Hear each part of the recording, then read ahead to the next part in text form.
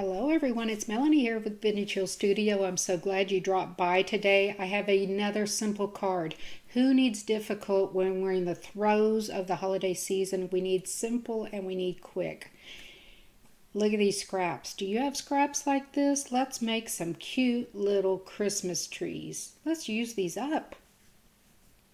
So the first thing I'm going to do here is take my paper trimmer and I'm going to cut several various pieces of scraps into 3/4 inch wide strips.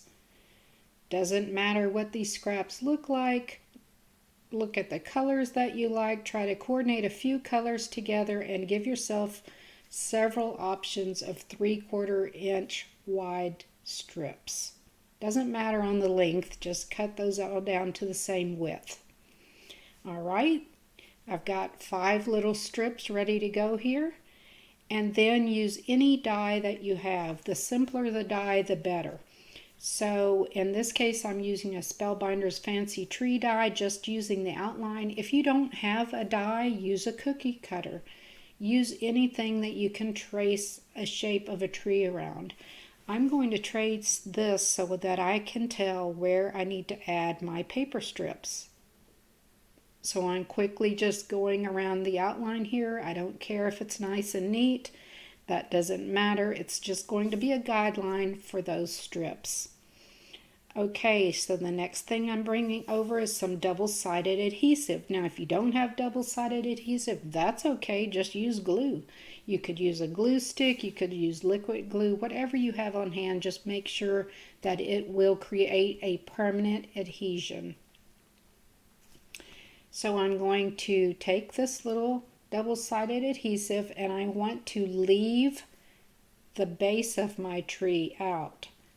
I'm going to leave the base as a craft colored base here for my tree. So the trunk, I'm not going to mess with that at all. You can see the trunk right there. And then when I remove the backing paper from my adhesive, I'm ready to put down these strips. In this first round, I'm just going to go horizontally across the front of my tree. You can do this in any order you like.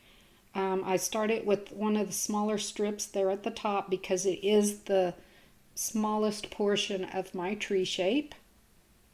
And then I'll use my other strips as I move along from top to bottom here.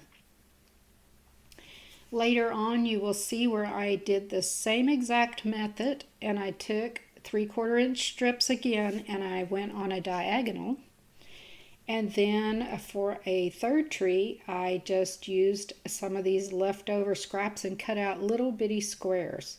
And I kind of pieced them like a quilt. So let your imagination be your guide on this. Just use up those strips of paper. Why is it that we have so many strips of paper? We save things as paper crafters.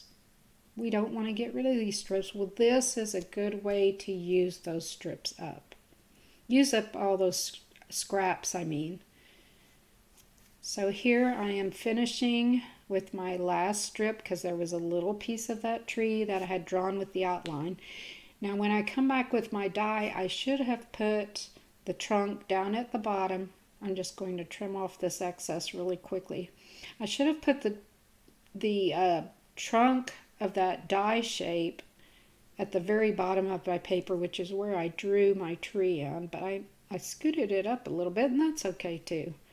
You're going to see this turns out just fine. So I'll get that situated across my scraps, making sure that my die fits within there. Again, if you're using a cookie cutter or another shape like that, just draw around it at this point and cut it out with your scissors. That works just as well as a die cut. For this video though, I am using a die that I already had on hand. It's a perfect die for this project. I'm going to put it hold it down with a little bit of washi tape, bring over my Sizzix Big Shot die cutting machine, and I will run this through very quickly, cutting through those scrap strips as well as that card base, the craft card base. Okay. I shouldn't say card base, I just should say my craft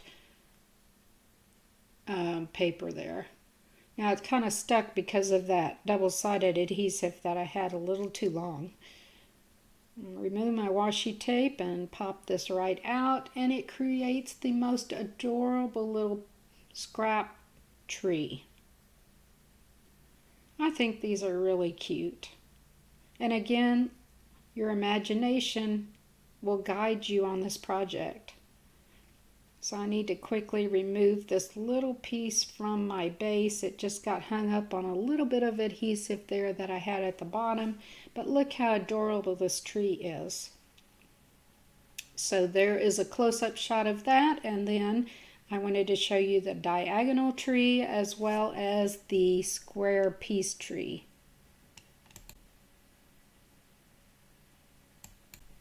There they are, ready to get put on that card front. Okay, for this is a 5 by 6.5 inch card. And I've got a green mat and a cream mat, and all of the supplies as well as the dimensions are listed on my card blog if you want to pop over there. I'll have all of that listed out for you.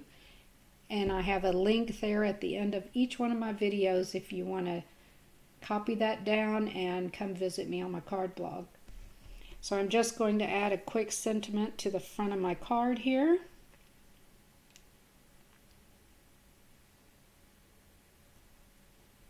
And then I'm going to take my star punch and punch out 3 little stars for the top of my trees.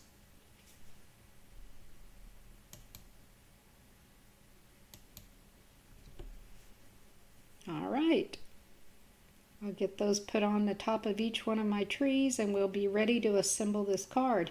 Now I took foam tape for the back of just one of the trees. I'm going to use the one with the foam tape in the center of my card, and then I'll bring over a T-square ruler and I will use that to help me align the other 2 trees. And those will go on with just a liquid adhesive. So we've got just a little dimension there at the center of our card, and we will be set with finishing up this card.